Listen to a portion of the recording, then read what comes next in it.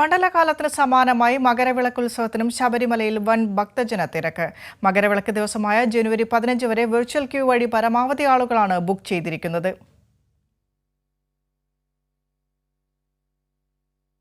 പുലർച്ചെ 3-ന് നട തുറന്നത് മുതൽ തന്നെ സന്നിധാനത്തേക്ക് നിലയ്ക്കാത്ത തീർത്ഥാടക പ്രവാഹമാണ്. 80,000 പേരാണ് ഇന്ന് വെർച്വൽ ക്യൂ വഴി ബുക്ക് ചെയ്തിരിക്കുന്നത്. സ്പോട്ട് ബുക്കിംഗ് മുഖേന 10,000-ലധികം തീർത്ഥാടകർ സന്നിധാനത്തിലേക്ക് എത്തും. നല്ല തിരക്കാ, നല്ല ഒടുക്കത്തെ തിരക്കാ.